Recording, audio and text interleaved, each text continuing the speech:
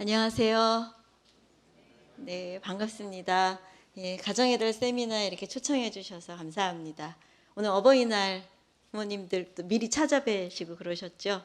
예, 가정의 달에 부모님께 또 무슨 선물 드릴까 고민하고 어린이날에 또 아이들, 손주 또 뭘 어떻게 선물을 할까 고민하고 또 스승의 날에 선생님께 어떻게 찾아뵙고 뭐 선물을 드릴까 생각하고 가정의 달은 이렇게 아주 가까이 있어서 늘 표현해야 되는데 하지 못하는 분들 기억하는 달인 것 같아요. 그러시죠? 예, 사랑하는 사람들 혹시 지금 잠깐 내가 세상에서 가장 사랑하는 사람 누군가 한번 마음에 이름 써보시겠어요? 궁금하네요. 누구실지. 나란히 앉아 계신 남편이신지 아내이신지. 예, 두 번째로 사랑하는 사람 내가 누굴까? 세 번째로 사랑하는 사람 누굴까? 생각해보면 이렇게 사랑하는 사람들이 있죠. 아마 이제 5월 가정의 달은 이렇게 사랑하는 사람들한테 조금 돈도 쓰고 돈 많이 드시죠. 예, 돈도 쓰고 마음을 표현하라 그러는 달인 것 같아요. 예, 물질이 있는 곳에 마음이 있어서 우리의 마음의 에너지를 써라 그런 한 달을 보내는 것 같은데, 사자와 소가 첫눈에 반해서 결혼을 했어요. 사자가 탁 이러고 바위에 이러고 앉아 있는데요. 지나가던 소를 본 거예요. 근데 이렇게 지나가는 소의 눈을 딱 마주쳤는데 눈물이 뚝 떨어질 것 같은 그 우수에 젖은 눈을 본 거예요. 바로 그 순간 소도 사자를 봤어요. 이 사자의 팔에서 이 어깨에서 팔로 흐르는 근육을 본 거죠. 남자는 근육이지. 소도 이 눈을 떼지 못하는 거죠. 둘은 첫눈에 반했어요. 결혼을 했어요. 하고 신혼여행을 갔다가 혹시 신혼여행 갔다 오셔서 첫 신혼집에서 같이 식사하셨던 기억나세요? 장로님 권사님들? 그때가 언제든가. 예. 가슴 떨리면서 둘만 있는 집에 처음 식사를 하는 거예요. 첫 식사를 위해서 나가서 아침 식사를 준비해 왔어요. 사자는 막 요즘철에 가장 연한 사슴고기를 한 마리 잡아다가 선열이 낭자한 아침상을 차렸어요. 소는 온갖 종류의 풀을 뜯어다가 그냥 꽃잎 한 장 얹어가지고 상을 차렸죠. 마주 앉았어요. 난생 처음 먹는 걸 먹는 거예요. 이게 난생 처음 먹는데 먹어지는 거예요. 소도 막 여기에 피 좀 묻혀가면서 내가 이런 걸 먹어도 되나? 사자도 이런 풀떼기를 밥이라고 먹는 사람이 아니라 짐승이 있구나. 자꾸 씹으니까 뭐 씹는 맛이 있네. 먹어지는 거예요. 소화도 되고요. 하루 지나고 이틀 지나고 3개월 지나고 소화가 안 되기 시작해요. 안 먹어지기 시작. 야, 나 이런 거 주지 말라 그랬지. 나 이런 거 싫어한다고 말했잖아. 점점 안 먹어지고 소화가 안 되기 시작하는 거죠. 내가 이거 몇 번을 말해. 내가 이런 걸 못 먹는다고 하고 이제 이러다가 싸움이 일어나고 뭐 내가 계속 이렇게 내 말 안 듣는 게 내가 무시하는 거야? 너네 엄마가 나 무시한다고 너도 나 무시하냐? 거기서 우리 엄마가 왜 나와? 내가 니네 집에 처음 인사하러 갈 때 그때 니네 엄마가 그만 이제 막 상이 뒤집히면서 서로를 위해서 최선을 다해서 준비한 늘 밥상인데 그것은 이별의 도화선이 되고 둘은 헤어지고야 말았어요. 둘이 헤어지면서 그런데 안타깝게도 헤어지면서 둘이 돌아서면서 한 말이 똑같았다고 해요. 이구동성으로 서로 등을 대고 뭐라고 말했냐면 나는 최선을 다했는데 라고 말했어요. 예, 맞아요 여러분. 우리가 사랑하면서 최선을 다해요. 그죠? 여러분 최선을 다하시죠? 아까 내가 사랑하는 사람 첫째, 둘째, 셋째 위해서 나름대로 최선을 다하는데 문제는 최선을 다하는 게 능사가 아닌가 봐요. 왜냐하면 제가 많은 분들을 상담하고 만나서 이렇게 이야기를 듣다 보니까요. 무엇 하나 빠진 최선을 다하는 건 최악이 되더라니까요. 공동체든 가족이든 관계 안에서든 제가 보니까요. 뭐 하나 빠지고 최선을 다하시는 분들이 문제도 최선을 다해서 일으키세요. 대충 다니시는 분들은 문제도 그냥 대충 일으키시거든요. 최선을 다하시는 분들이 최선을 다해서 가장 어려운 문제도 일으키시고요. 무언가를 우리가 열심히 사랑할 때 중요한 게 있구나. 뭐가 문제일까라고 하다 못해요. 제가 보니까요. 가장 우리 다음 주에 주제이기도 하거든요. 제일 제가 어려운 관계 중에 하나가 혹시 사춘기 아이들 키우고 계시는 형제자매님들 계시죠? 사춘기 아이와 부모. 사춘기 아이 막 너무 힘들게 한다고 이제 상담을 보내셔서 만나봤는데 얘도요 나름대로 최선을 다한대요. 이 게임 마지막 판이었어요. 요거만 하고 그다음에 공부하려고 그랬거든요. 근데 꼭 마지막 판에 엄마가 소리를 지른다는 거죠. 자기가 다 모아놓은 그것까지 그 에너지까지 없애버린다는 거죠. 나름대로 최선을 다하더라. 그래서 저는 우리가 사랑하는 사람들에게 하나님께서 우리를 사랑하라고 부르셨는데 단지 하나님을 닮은 하나님 형상으로 지어져서 우리도 사랑으로 지어졌으니까 너희도 사랑해라고 부르셨는데 사랑이 왜 이렇게 어렵지? 제가 많은 분들을 만나면서 조금 정리한 것이 있어요. 좋은 부모 되려고 많이 노력해 오셨잖아요. 그러시죠? 최선을 다해서. 좋은 남편, 좋은 아내, 좋은 직장 동료, 좋은 이웃, 좋은 구역 식구, 좋은 예수님의 제자 되려고 하는데 나름대로 최선을 다하고 있어요. 우리는. 그런데 그 무엇 하나 빠진 무엇이 뭘까? 제가 사랑에 대한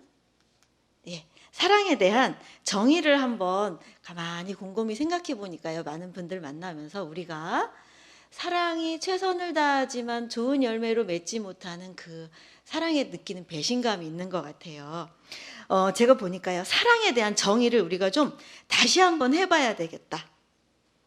제가 아주 실용적인 사랑에 대한 정의를 하나 발견했는데요. 첫 번째는 뭐냐면요. 사랑은요. 준 사람이 아니라 받은 사람이 사랑으로 느껴야 그게 사랑이에요. 아이들 아침에 학교 보내시거나 직장 보내실 때 우리 어머니들 막 깨우시죠. 야 일어나. 빨리 일어나. 너 지금 몇 시에 일어나. 애들이 엄마 나 오늘 10분만 더 너무 피곤해. 월요일이라 10분만 더 잘래. 밥 안 먹고 10분 더 자. 빨리 안 일어나?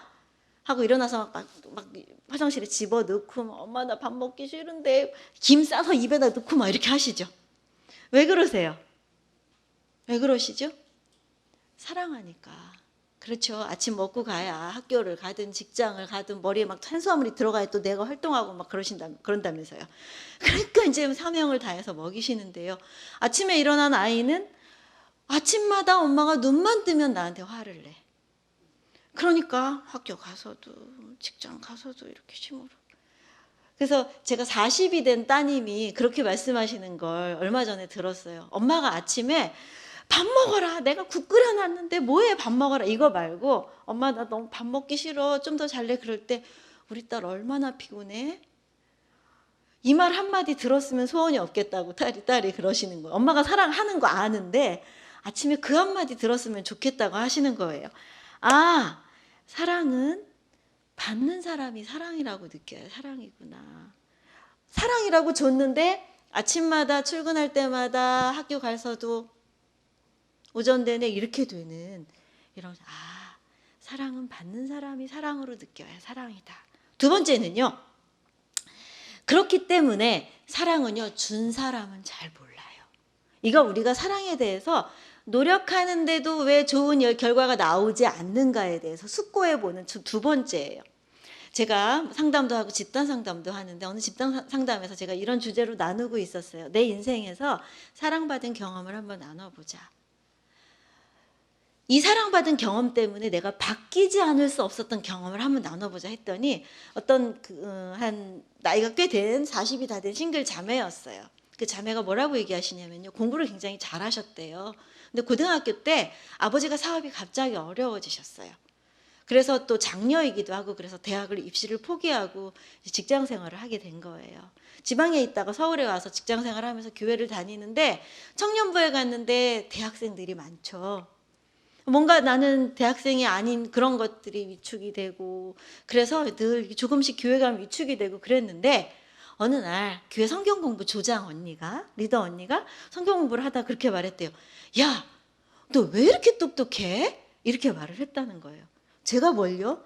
이 언니가 네네 얘 진짜 머리 좋아. 얘 진짜 똑똑해. 그 말을 계속 해줬다는 거예요. 자기가 인생에서 가장 듣고 싶은 말이었던 거예요. 공부 잘했고 나도 대학 갈 수 있었는데 그냥 형편이 어려워서 못 갔고 그것 때문에 뭔가 나는 부족한 사람인 것 같아서 늘 교회에 가나 뭐 삶이 그랬었는데 그 말에 너무 힘을 얻었다는 거예요. 그래서 실제로 그 자매가 그때 이제 사이버 대학이 없었, 그 방통대학 하고 직장생활 하면서 저를 만났을 때는 대학원 공부를 하고 있었어요. 그 말이 내 인생을 바꿨다. 그 옆에 또 다른 자매가 앉아 계셨어요. 만삭인 자매였어요. 만삭이어서 이렇게 되고 이제 막 얼굴도 부승부승 해가지고 간식을 막 이렇게 먹고 있었는데 이제 그 옆에 이제 자매였었는데 방금 전에 나눴던 그 자매가 뭐라고 말하냐면 옆에 만삭인 자매에게 옆구리를 찌르면서 그게 언니야 라고 말하니까 간식 먹고 있던 그 자매가 걸려가지고 내가 그런 말을 했다고? 한 사람의 인생을 바꾼 말을 해준 이 언니는 자기가 그런 말을 한 줄도 기억을 하지 못해요. 사랑의 특성이 하나 있는 것 같아요. 안셀림 그린이라는 이 시대의 영성가라고 불리는 분은요, 하나님의 사랑의 특성은 물과 굉장히 비슷하다. 물과 굉장히 비슷해서 흐르고 흐른다. 여러 가지 특징인데 흐르고 흐른다.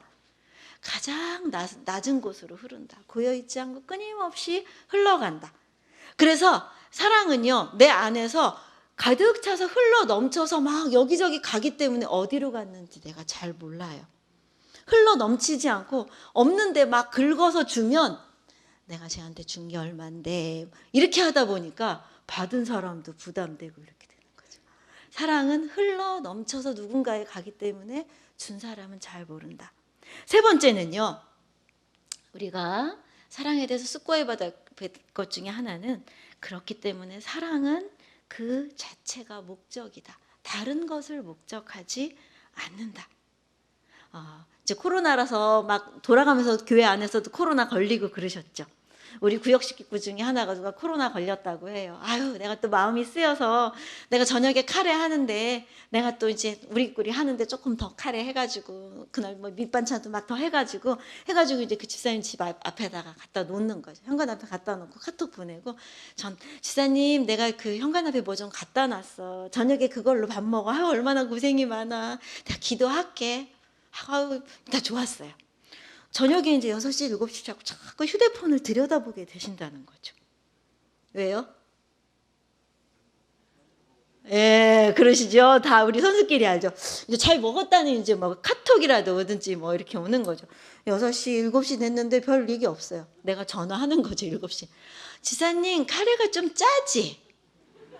이거는 카레가 짜냐는 거예요. 뭐예요? 예, 좀 받아 처먹었으면 좀 예, 고맙다는 문자도 좀 보내고 뭐 우리 그런 마음이 다 있죠. 예,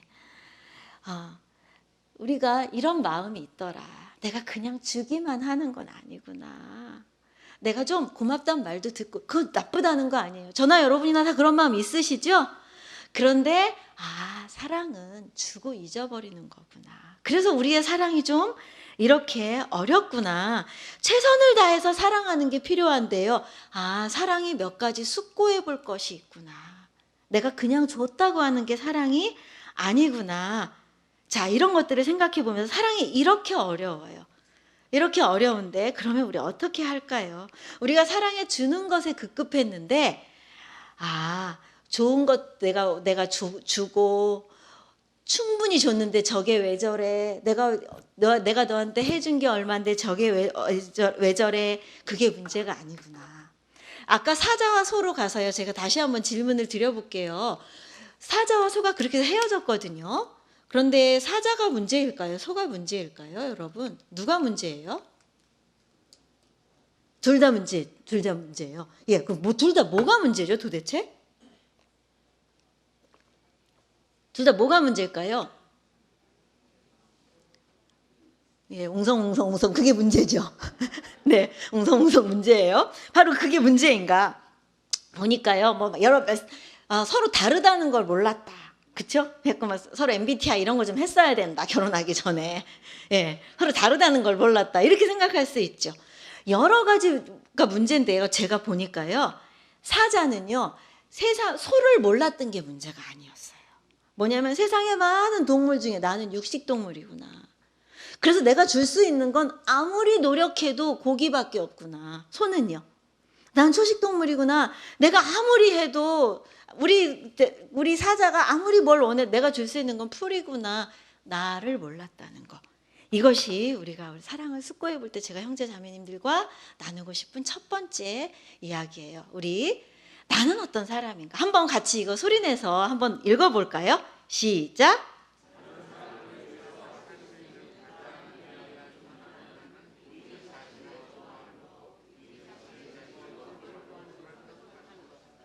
예, 인간 심리 법칙의 굉장히 중요한 법칙인데요. 우리는 나를 대하는 방식으로밖에 타인을 대하지 못해요.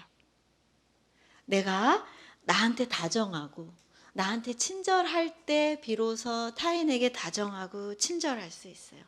내가 싫고 내가 밉고 내가 부족한 내가 화가 나고 이러면서 내가 다른 사람을 진심으로 친절하게 다정하게 대할 수가 없다. 나에게 주어진 사람들을 그렇게 대할 수가 없다. 사실 이거 심리법칙 그 너머에 이걸 먼저 얘기해 주신 분이 있어요. 내가 나를 사랑하지 않고는 타인을 사랑할 수 없다. 내 이웃을 내 몸과 같이 사랑하라. 사랑의 본질, 사랑의 순서를 담은 것을 예수님께서 말씀해 주셨어요. 순서가 우리 몸은 뭐냐면요. 나라는 것을 구성하는 것 중에 가장 가까운 거예요. 그러시죠? 예, 여러분들 몸이 여기 나와 있어야 예배 나오신 거죠? 집에서 영상으로 예배 드리시는 분들도 모니터 앞에, TV 앞에 앉으셔야 몸이 와야 예배 드리시는 거죠?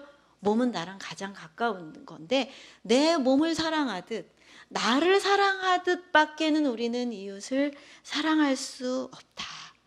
그런데 우리 너무 자주 내 몸 것 빼고 이웃을 사랑하라만 꽂혀가지고 왠지 나를 사랑하는 거, 나를 챙기는 건 이기적인 것 같고 예수님 싫어하실 것 같고 이웃을 사랑하라는 것에만 꽂혀서 우리가 좀 사랑에 편중돼 있었구나. 나만 사랑하라는 뜻 아닌 거 아시죠? 순서. 나를 대하는 우리가 다른 사람 우리가 사랑하는 사람을 위해서 할 수 있는 가장 좋은 일은요. 나랑 잘 지내는 거. 나하고 행복하게 지내는 것이다. 나를 잘 아는 거. 내가 좋아하는 거 뭐지? 우리 애들이 좋아하는 건 잘 아시죠? 나 좋아하는 건 뭔지 잘 아세요? 예. 남편이 좋아하시는 건 잘 아시는데 내가 뭐 좋아하는지는 잘 아세요?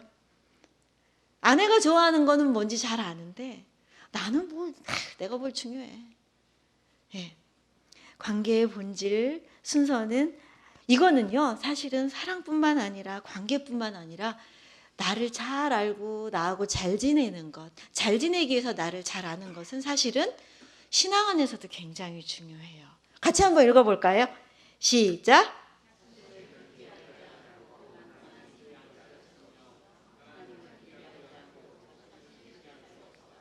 예, 이것은요 어느 심리학자의 말이 아니고요. 우리 칼뱅 잘 아시죠? 칼뱅에 쓰신 기독교 강요 1장에 나오는 얘기예요. 나를 잘 알지 않고 하나님을 아는 거 그거는 반쪽이다. 하나님을 잘 아는데 나에 대해서 모르는 거 그것도 반쪽이다. 우리가 하나님에 대해서 참 열심을 냈었죠. 하나님을 아는 일에 대해서 열심히 성경 공부하고 열심히 예배 나와서 말씀 듣고 그런데 팬데믹을 지나면서요. 집에서 혼자 예배 드리고 대변 예배 못 드리고 이러다 보니까 뭔가 신앙이 시들해지셨죠. 뭔가 무기력하고 그러셨죠. 그러면서 이런 생각이 드는 거예요. 나 하나님 알기 위해서 열심히 배웠는데 뭐가 이렇게 무력하지? 공동체와 떨어지니까 뭐가 이렇게 무력해지? 여러 가지 생각해 볼 수 있어요. 나 진짜 관계로 하나님 부르셨구나. 혼자 예배드리는 이거 안 되는구나. 모여서 찬양해야 되는구나. 그것도 발견했지만 내가 혼자 있을 때 내 신앙을 지키는 힘이 잘 없구나. 가서 함께 기도해야 되는구나. 신앙은 하나님에 대해서 잘 알아가는 여정인과 동시에 하나님을 알아갈수록 나에 대해서도 잘 알아가고 나에 대해서 새로워지는 것이 신앙의 여정이다. 그래서 엄마 권사님이 교회 다니는 사람이 왜 그래? 이런 얘기 좀 많이 들어보시죠. 그러면 하나님의 음성으로 들으셔야 된다. 앞으로. 내가 이걸 하나님의 음성으로 듣겠다. 제가 지금 뭘 가지고 나한테 말하는지. 이게 신앙의 여정에서 내가 어떤지를 아는 게 참 중요하구나. 내 몸과 같이 사랑하라. 이 순서를 따르는 것, 나를 아는 것이 참 중요하구나. 나를 아는 거 굉장히 어려우시죠? 예, 제가 쉬운 방법 하나 가르쳐 드릴게요. 이거 대답하실 수 있으시면 돼요. 여러분은 이 질문에 한번 답해 보세요.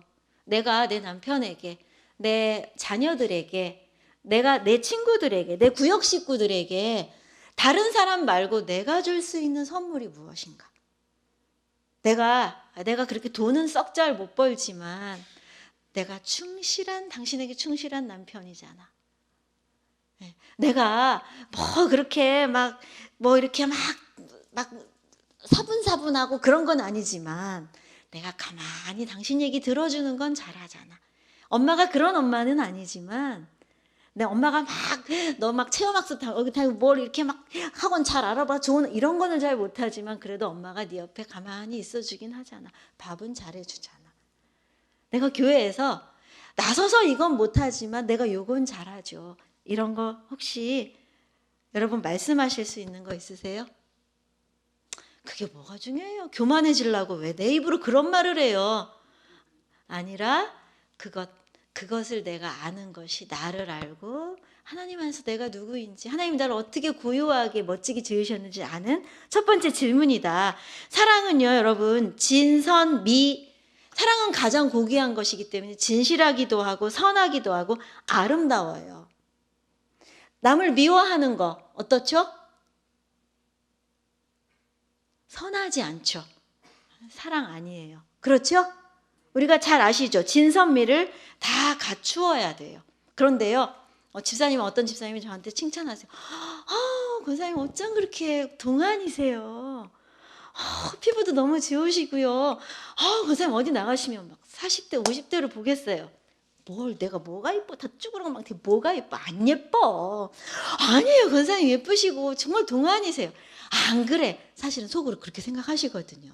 내가 어디 나가면 50대지 이렇게 생각하시는데 안 그래. 왜 자꾸 그러세요? 그래? 이렇게 하면 더 칭찬 안 하니까 그러신가요? 어쩌신가요? 네. 이렇게 하는 게 우리 겸손한 것인가요? 자, 내가 속으로는 예쁘다고 생각하는데 또는 어쩜 그렇게 말씀을 잘하세요? 전 집사님이 마이크 잡고 얘기하시면 너무 얘기가 잘 들려요. 어쩜 이렇게 진행을 제가 뭘 말을 잘해요? 사실은 내가 그렇게 생각하는데 이거 어때요? 예, 진실한가요? 진실하지 않죠. 왜냐하면 나는 그렇게 생각하니까. 그러면 뭐예요? 사랑 아니다. 진실하고 선하고 아름다운 것을 다 가지고 있다. 예, 내가 남들에게 듣고 싶은 그 얘기를 내가 나에게 들려줄 수 있는 것이 진짜 겸손이다. 그래서 여러분들 저 정말 아주 진지하게 여러분께 질문 드리는 거예요.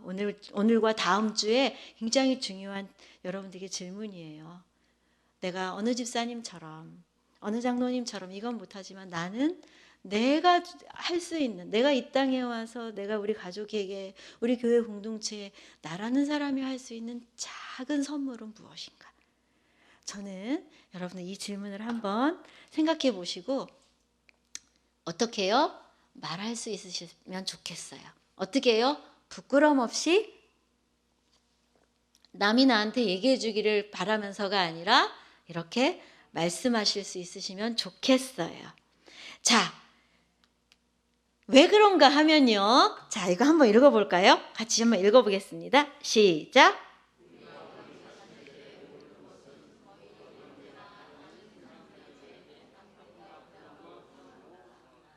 예, 사랑이 어려운 이유요. 내가 사랑이라고 최선을 다했는데 왜 우리 애들이 내 사랑을 안 알아줘? 왜 사람들이 내 사랑을 안 알아줘? 이것이 열쇠가 하나 여기 있는데요. 내가 왜 선물이 되는 지점을 알아야 하면은요. 내가 내 배우자를, 내 아이들을, 내가 사랑하는 사람들을 치명적으로 아프게 하는 것은요. 내가 모르는 부분 때문이다. 내가 뭔가 주느라고 애쓰느라고 준다는 자의식에 빠져서 뭔가 돌아보지 못한 무엇인가이기 때문이다.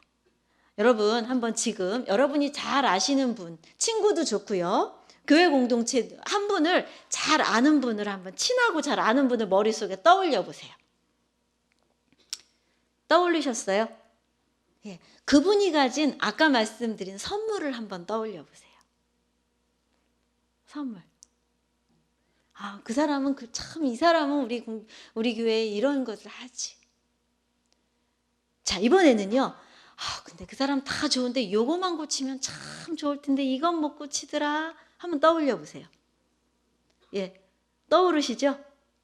그러시죠? 무서운 얘기 하나 해드릴까요? 지금 누군가가 나를 떠올렸어요. 알아들으셨어요? 예.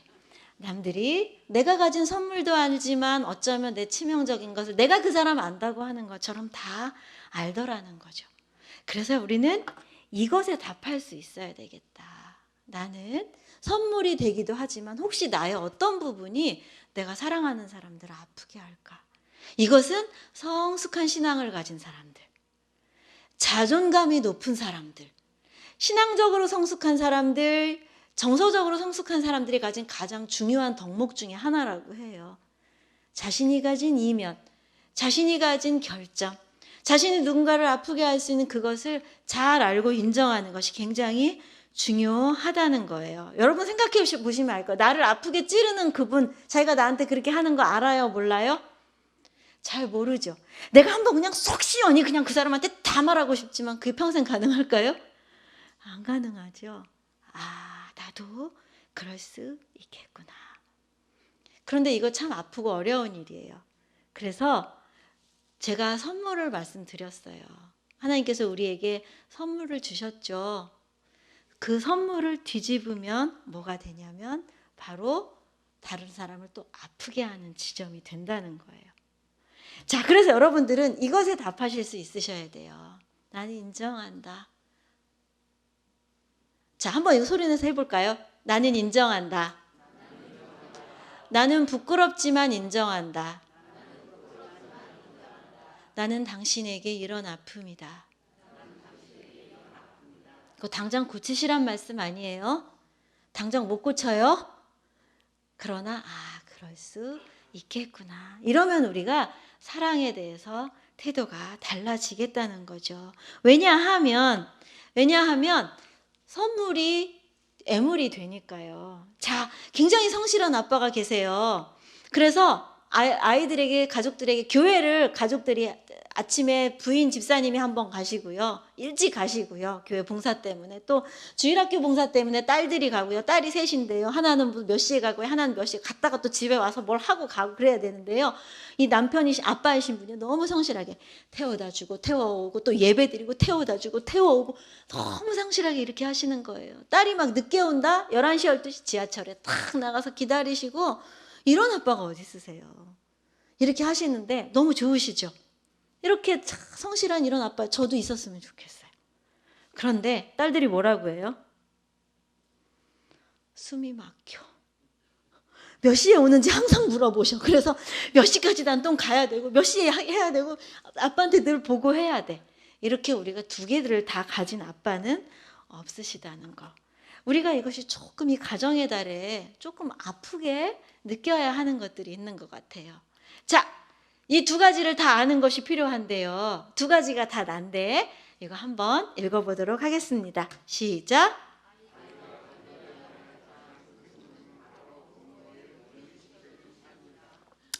제가 청년들하고 상담을 많이 하는데요. 청년들 많이 힘든 거 아시죠? 이래저래 힘들죠. 열심히 공부해도 그렇게 취업하는 거 어렵죠. 취업해도 언제 집 하나만 장만해서 결혼을 해야 되는지 참 청년들 어려운 시대잖아요. 이게 사회 구조적으로도 어려운데다 개인적으로도 참 어려운 것 같아요. 근데 제가 청년들하고 상담을 하고 그래 이런 부분 이렇게 하고 하자 하고 가는 청년들의 뒷모습을 보면요 가슴이 턱 막혀요. 뒷모습에 여기 짐이 이렇게 짐보따리가 하나 있는 느낌이 들어요. 왜냐하면 가슴 아프게도 청년들이 가진 어려움은 다 뭔가 부모님과 연결돼 있는 거예요. 부모님이 준다고 주신 것이 주느라고 돌보지 못한 어떤 쥐어진 짐 때문에 청년들이 뭔가를 지고 가는 그 짐을 해결하지 않고는 청년들이 앞으로 나아가기가 어려운데 그 짐 참 무겁구나. 부모님들이 자녀를 사랑하지 않아서가 아니에요. 사랑한다고 해줬는데 주느라고 내가 돌보지 못한 것이 청년들에게 짐이 돼요. 내 아이에게. 선물이기도 한데 뒤집으면 그것이 애물이 되기도 하는구나. 이 부분을 우리가 다음 주에 조금 더 깊이 한번 돌아보도록 할게요. 조금 마음이 무거워지셨어요? 어떠세요? 예, 저 여러분들께 너무 짐을 가지지 마세요. 그래서 제가 조금 이걸로 한번 설명을 드려볼게요. 여러분 MBTI 너무 많이 들어보시죠? 특히 우리 청년들은 청년들이 제가 예전에는 청년들하고 얘기하려면 연애 이렇게 하면 애들이 솔깃해졌거든요. 청년들이. 연애 고민 없어. 제가 연애 강사를 또 막 청년들하고 소통하려고 연애 강사를 하고 그랬거든요. 다 소용없어요. MBTI 그러면 막 청년들이 다 모여들어요. 예. 청년들 굉장히 관심이 많으시죠? 예. MBTI라는 거 아마 못 들어보셨던 어른들은 잘 이게 뭐라는 거예요. 성격을 설명하는 막 연예인들이 하고 그러니까 굉장히 좋은 도구예요. 그런데 그 중에 하나를 가지고 제가 한번 설명을 드릴게요. MBTI에서는 사람들이 타고나는 게 있는데요. 어떤 기능에 대해서 어떤 사람 2개를 다 못 가지고 하나씩만 가진대요. 거기서 나온 3번째 지표인데요. 이건 뭐냐면 어떤 사람들이 판단할 때 어떤 사람들은 이게 사실의 맥락을 가지고 판단하고 이게 판단 기능이라고 부르거든요. 어떤 사람들은 너와 나의 관계에 미칠 영향력을 가지고 판단한다는 거. 말이 좀 어려우시죠? MBTI가 좀 여러분들 잘 왜곡되게 전해진 게 사고형이라고 말하는 사람들은 머리로 판단하고 감정형은 가슴으로 판단하고 그런 게 아니라 이 사고형이라고 불리는 사람들은 맥락 사실이 중요한 거예요.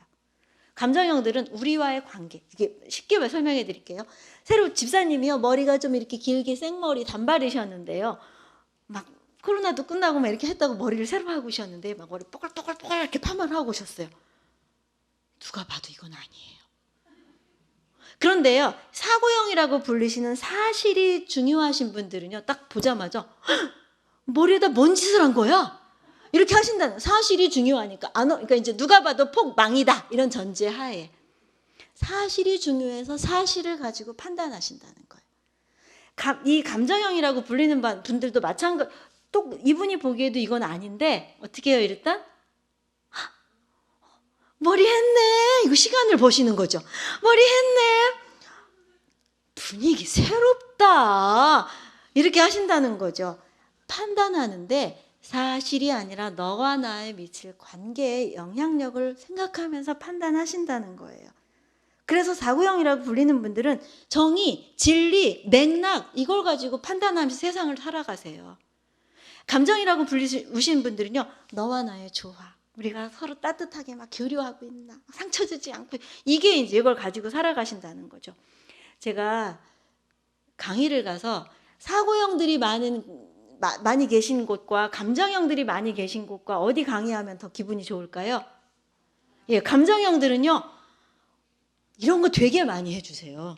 예, 시키지도 않는데 막 목사님 설교하실 때도 막 강사가 왜 그러세요? 예, 전자동으로 관계로 가요. 강사님 힘내세요. 막 저희가 지금 마스크 쓰고 다 눈에 힘주고 있어가지고 좀 화난 것 같이 보이지만 저희 교회 그런 분위기 아니에요. 강사님 힘내세요. 예, 목사님 저는 은혜 받고 있어요. 전자동으로 관계로 가는 거죠. 물어보면 별로 아는 것도 없어요. 그렇지만 힘내세요. 예, 사고형들은요. 어떤 것을 들을 때 이 말이 맞나? 하고 마음에 팔짱부터 끼고 계신다는 거죠. 이게 뭐다? 옳고 그름의 문제가 아니라 MBTI를 이걸 개발하신 칼 융이라는 분은 굉장히 마음에 대해서 깊은 통찰력을 가지신 분이에요. 아버지가 목사님이시기도 하고요. 독일의 루터교회. 아무튼 이분이 2가지 다 가지고 태어난 사람이 없다는 거예요. 어떤 사람은 사고형이고 어떤 사람은 감정형이래요. 그래서 이렇게 다른 방식으로 살아간다는 거죠. 그래서 사고형들은 자연스럽게 비판할 점을 뭐가 잘못됐지? 지금 맥락에서? 그러니까 이게 사고형들이 사랑하는 방법이에요. 어떻게 해요?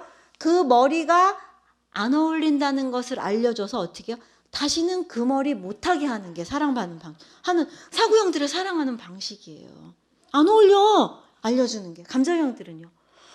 머리가 어울리고 안 어울리고 뭐가 그렇게 중요해. 우리가 상처받지 않는 게 더 중요하지.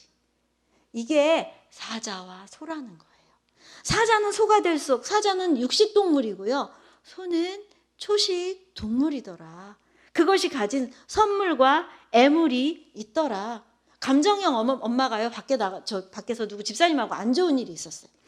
그때 어떤 집사가 내가 이렇게 말하니까 이렇게 말하고 저렇게 말하니까 이렇게 말하고 내가 이랬더니 막 화를 내면서 나한테 이렇게 하더라? 하니까 사고형 딸이 뭐라 그래요? 엄마가 잘못했네. 이렇게 사실을 말해주죠. 왜요? 이거를 엄마한테 말해줘서 엄마가 이것을 깨닫고 이렇게 하는 게 사고형들이 사랑하는 방법이에요. 그렇죠. 이게 이렇더라. 선물이 다르더라. 갈등이 생겼을 때도요. 사고형들은 어떨까요? 그냥 객관적인 관계에서 휘말리지 않고 중재 잘해요. 갈등이 생겼을 때. 그런데 감정형들은 어떠실까요? 세 분이 사이가 좋으셨어요. 근데 감정형들은 어때요? 둘이 사이가 나빠졌다. 못 견디시죠. 집사님 그게 아니래. 권사님 오해하셨어요. 왔다 갔다 하시면서 풀어주려고 이런 에너지 굉장히 많이 쓰시거든요. 나중엔 둘은 풀어지셨어요. 근데 내가 두 사람하고 사이가 다 나빠졌어. 이렇게 너무 관계에 대한 에너지를 더 많이 쓰다 보니까 더 어려워지시더라. 선물인데 이렇게 애물이 되는구나. 두 개를 다 가진 사람이 없구나. 저녁 먹고요. 사고형 아이와 감정형 동생, 형과 동생이요. 가위바위보하고 딱밤 때리기를 했대요. 가위바위보, 감정형 동생이 이겼어요. 게임이니까, 장난이니까 톡 살짝 때렸죠. 두 번째 가위바위보, 사고형 형이 이겼어요. 이겼으니까. 이긴 게 사실이니까. 딱 때린 거죠. 감정형 동생이 집안이 떠나가라고 하는 거예요. 왜요? 일단 너무 아파요. 또 하나는요. 더 중요한 사실. 나는 살짝 때렸는데 나는 봐줬는데 이게 감정형들의 세상을 살아가시면서 이제 상처받는 이유인 거죠. 누가 봐주라고 했냐고. 누가 양보하라고 했냐고. 이게 내가 선물이면서 이것에 내가 상처받고 내가 준 게 얼만데 할 때 애물이 되는구나. 사고형들이요. 사고형들이 그렇게 말하는 것들이 어때요? 감정형들한테는 찌름이 되는구나. 감정형들이 이런 사람이구나. 그래서 내가 만약에 사고형으로 하나님이 나한테 사고형이라는 선물을 주셨다면 나는 뭘 잘할까요? 문제 해결을 잘하세요. 그건 그렇게 하면 처음부터 싫다고 말했으면 되지. 왜 그걸? 문제 해결은 잘 돼요. 근데 뭐가 안 돼요? 공감이 안 돼요. 그러시죠? 근데 감정형이라면 하나님께서 무슨 선물을 주셨어요? 공감이란 선물을 주셨어요. 뭐가 안 돼요? 문제 해결이 안 돼요. 너무 공감하다. 진짜? 웬일이야? 대박. 우리 남편을 힘들게 하는 집사님을 내가 더 싫어해. 나는 아무 상관이 없는데 내가 더 싫어. 너무 공감하다가. 자, 제가 왜 이 말씀 드리는 건지 아시겠죠? 선물을 주셨어요. 하나님께서. 두 개 가진 사람이 없어요. 하나님이 나한테 주신 선물을 알고 나를 좋아하는 거. 그렇게 충분히 좋아할 때 어때요? 내가 이게 애물이 되기도 하는구나. 나와 다른, 나는 사자인데 소는 이거 참 아프겠다. 일단 그 사람 관계 먼저 생각하고 어떻게든 상처 안 주려고 저렇게 하는데 이게 아프겠다. 감정형은 어때요? 내가 이렇게 막 사랑하라고 준다고 하는 게 참 사고형 귀찮겠다. 이거는 사고형이 원하는 바가 아니구나. 예. 결국 이 칼 융이 말하는 것은요, 뭐냐면 하나님께서 이거 우리 다음 시간 조금 더 연결이 돼. 하나님께서요, 사실은 한 가지만 주시지 않으셨다고. 이 MBTI를 이제 우리가 좀 잘 모르고 지금 굉장히 왜곡되게 많이 가르쳐지고 있는데요. 칼 융은 하나님께서 사실은 우리를 온전하게 사랑하시고 온전한 것을 다 주셨기 때문에 사고형으로 태어난 사람의 무의식 안에는 감정형이 숨어 있대요. 그래서 사고형을 좋아하고 잘 쓰면, 이 선물을 잘 좋아하고 잘 이 에너지를 잘 쓰면 생애 전반기예요. 젊었을 때부터 이걸 잘 좋아하고 잘 쓰면 나중에 나이 들어서 중년 이후에는 무의식에서 숨어있던 감정형에 이 좋은 것들이 막 저절로 올라와서요. 중년 이후에는 건강한 인격이 된대요. 두 개를 다. 문제 해결도 잘하고 공감도 잘하는. 여러분 느껴지시죠? 내가 이제 살다 보니까 나랑 다른 아내하고 남편하고 살다 보니까 내가 이런 게 막 자꾸 개발이 되시죠. 좀 이해가 되시기도 하고. 그렇게 성숙해 가시는 거예요. 요는보다 내가 선물을 알고 내 한계를 먼저 아는 것이다. 그게 보다 나하고 잘 지내는 것이다. 그래서 하나님께서 내 이웃을 내 몸과 같이 사랑하라 하시는 것은 하나님이 나에게 주신 선물을 사랑하고 충분히 숙고해 보니까 내가 평생 내 아내가 계속 나한테 말하는 게 이거구나. 나는 한다고 했는데 아내에게 사랑으로 닿지 못하는 건 내가 선물만 너무 또 생각했구나. 선물을 뒤집으면 내 애물이 되는구나. 이것이 오늘 제가 여러분들께 우리가 사랑이 왜 그렇게 어려운가.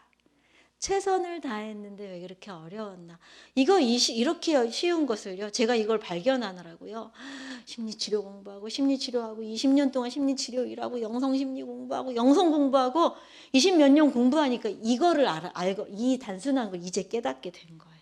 왜 이렇게 사람들이 다 사랑하려고 애쓰는데 서로 상처받고 그러느라고 우울증이 오고 이렇게 우리는 많은 도움이 필요한 걸까?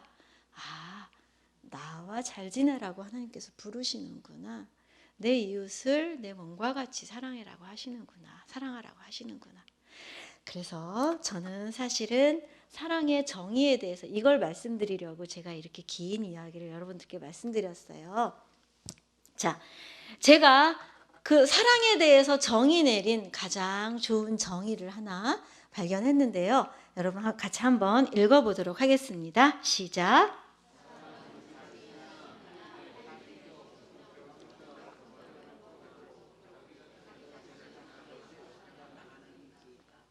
예. 자, 제가 색깔을 입힌 것들을 한번 보세요. 성장, 자신을 확대, 의지. 이걸 한번 좀 생각해 볼게요. 사랑은요, 행복의 문제가 아니라 성장의 문제예요. 결혼은 행복하려고 하는 게 아니라 성장하려고 하는 거예요. 하나님께서 우리를 관계로 초청하시고 부르실 때 다짜고짜 궁극적으로 주실 거예요. 행복이 아니라 성장의 문제인 것 같아요. 아까 사자와 소가. 여러분들 인생에서 사랑으로 가장 설레고 가슴 뛰는 순간이 언제인지 아세요?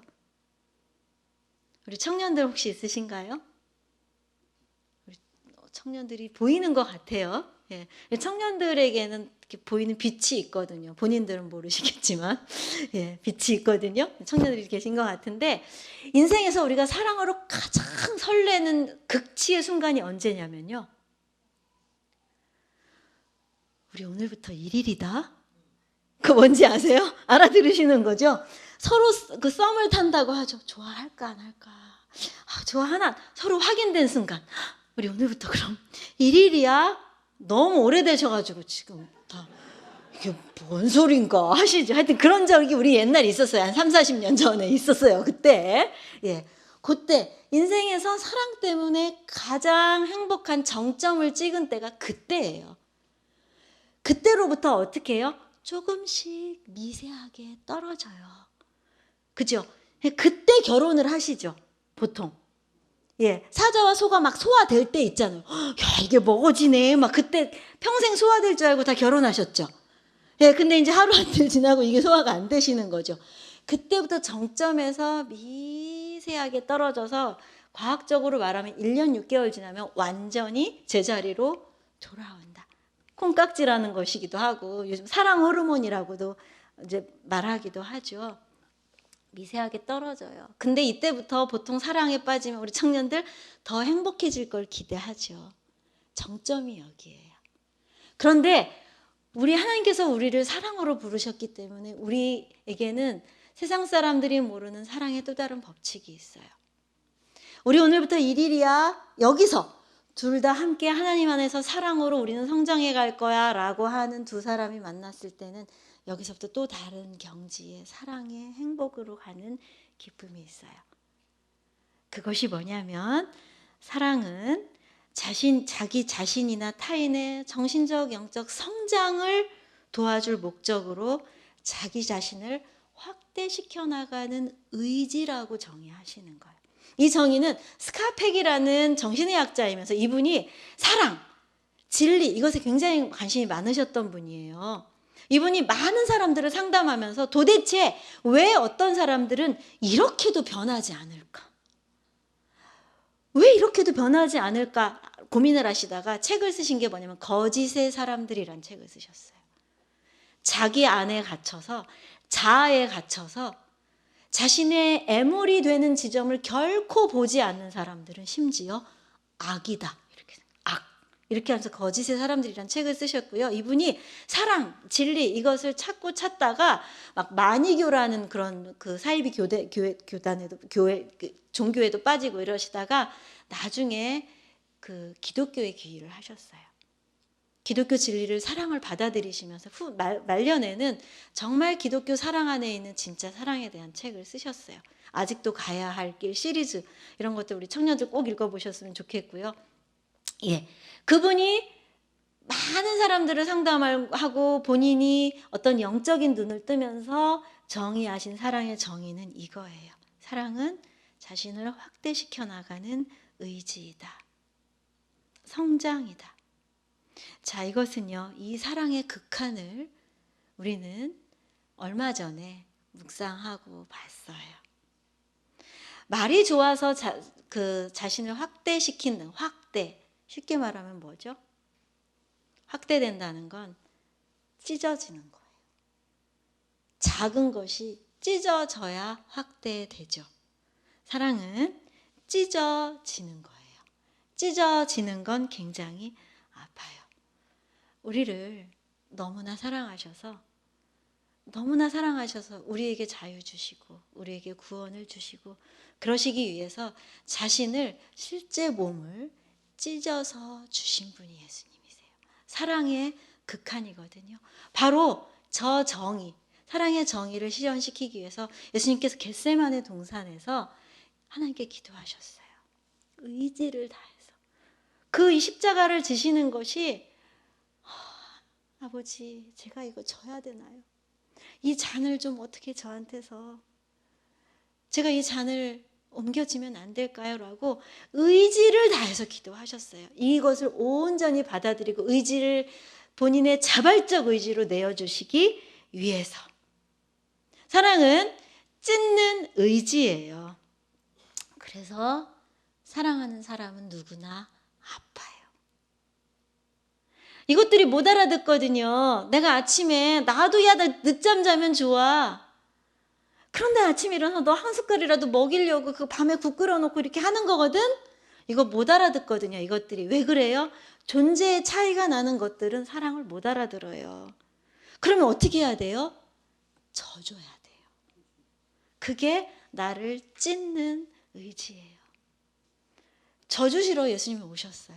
하나님이신 예수님께서 져주시러. 이것들이 못 알아들어요. 그래서 그냥 기도응답이나 해줘야 그냥 사랑받는다고 생각하고 하나님 사랑을 못 알아들어요. 그래서 져주시러 오셨죠. 이놈들아, 내가 할 말 많지만 져준다. 내가 너희들의 오해받는 걸 자처하러 왔다. 그래서 너희들한테 오해를 받고 십자가에 달렸다. 그래서 우리에게 자유를 주시고 자발적으로 당신에게 오기를 바라시면서 우리에게 당신을 저버릴 자유까지 주시면서 오셨어요. 사랑은 이런 나를 알고 찢는 의지다. 그러니까 지는 게 아니라 뭐죠? 져주는 거. 예. 우리가 아이들에게, 남편과 아내에게, 사랑하는 사람들에게 져주면서 아픈 그거는 뭐다? 예수님 따라하는 거다. 그래서 사랑하는 사람은 누구나 아프고 내가 아프다면 나는 사랑하고 있는 거다. 여러분이 사랑의 점수를 여러분은 몇 점쯤 주실 수 있으세요? 여러분이 총점이 100점이라면 나는 그 총점, 아내 사랑, 남편 사랑, 자녀 사랑, 부모님 사랑, 뭐 교회 공동체 사랑 다 합해서 나는 나라는 존재가 사랑에 몇 점쯤 될 것 같으세요? 100점. 90점대. A 뿔. A. 80점대. 70점대. 마음의 손을 한번 들어 보세요. 아마 그렇게 자신 없으실 거예요. 저도 마찬가지예요. 내가 그렇게 잘 사랑하는 것 같지 않고 나는 관계에서 몇 점쯤 될까? 난 좋은 관계를 맺고 있는 저 관계 전문가라고 막 소개되면서 강의 다니거든요. 저 관계 폭탄이에요. 막 저 얼마 전에 대학 친구들 단톡방에서 막 화가 나길래 그냥 탈퇴했어요. 단톡방에서. 저 관계 폭탄이에요. 우리가 그렇게 썩 잘 사랑하지 못하고 우리 모두가 다 처한 거죠. 막 이 구역 식구 너무 힘들어요. 우리 이번 구역 너무 힘들어요. 빨리 구역 바꿨으면 좋겠다. 저 왼수덩이를 안 봐야 되는데 구역 바뀌었는데 또 바뀌면 또 새로운 왼수덩어리가 또 생기네. 이게 우리의 현실이죠. 우리가 그래요. 그럼에도 불구하고 우리가 그래도 사랑하려고 상처받고 있는가? 그래도 내가 할 말 많지만 내가 아프고 말게. 할 말 많지만 내가 오해받고 너 원하는 거 해주고 말게. 이게 보다 성장하는 것이고요. 너를 성장하기 위해서 나를 찢는 의지이다. 오늘 아까 읽었던 본문을 우리 한번 보시면서 얘기를 마무리하려고 하는데요. 우리 같이 다시 한번 읽어볼까요? 시작.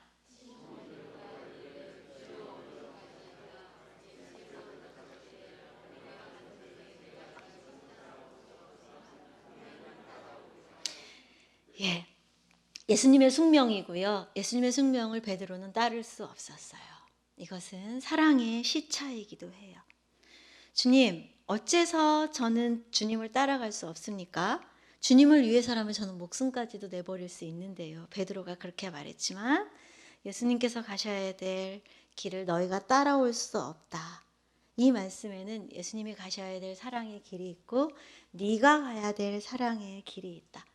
사랑은 시차를 두고 언제나 주는 자의 몫이 다 끝난 뒤에야 받는 자의 깨달음이 뒤늦게 오는 게 사랑이에요.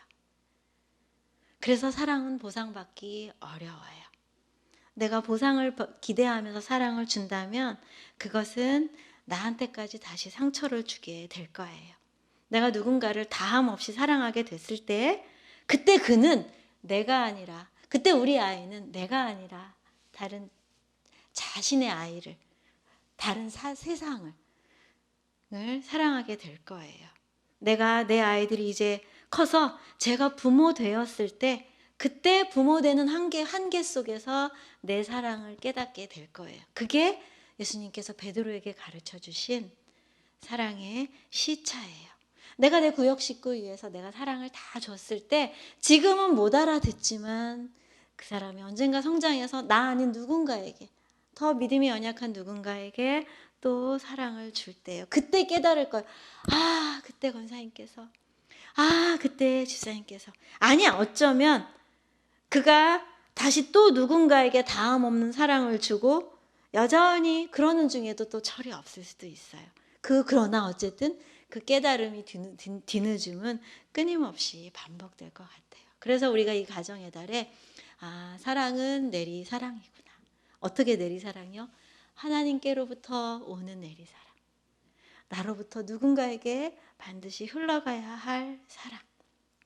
그래서 사랑은 아프죠. 그래서 여러분들이 아프고 계시다면 우리는 잘 사랑하고 있는 것이다. 이 사랑의 시차. 그리고 베드로가 예수님의 사랑의 숙명을 다 하시고 승천하셨을 때 베드로는 다른 사람, 용기 있는 사람이 돼서 베드로의 몫의 사랑을 전하고 복음을 전하는 사람이 되었는 거 여러분 너무 잘 아실 거예요. 사랑의 순서. 내 이웃을 내 몸과 같이 사랑하라. 더 큰 순서는요. 우리가 하나님께로부터 받는 거예요. 우리는 사랑을 만들 수 없는 존재예요. 다만 유통할 수밖에 없어요. 하나님께로부터 사랑을 받아서 우리 존재에 가득 채워져서 흘러 넘쳐야만 어디로 가는지 모르는 사랑이 되죠. 그래서 오늘 이 저녁 예배 정말 얼마 만에 제가 저녁 예배, 주일 저녁 예배, 이 성가대 찬양이 있는 저녁 예배 드리는지 모르겠어요. 뭉클했거든요. 이 예배 나오신 거 여러분, 나 하나님께 사랑 채우러 나왔다 이제. 예배 오실 때마다, 기도의 자리에 가실 때마다 나 하나님께 내 존재에 사랑 가득 채워서 흘려 보내려고 간다.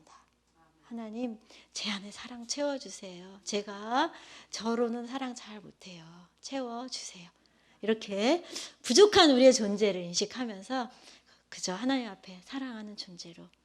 그래서 가장 아프셨던 예수님, 사랑하기 때문에 가장 아프셨던 예수님의 뒤를 따라서 우리도 사랑하기 때문에 아픈 이 길을 기쁘게 걸어가시는 저와 여러분 되셨으면 좋겠습니다. 네, 감사합니다.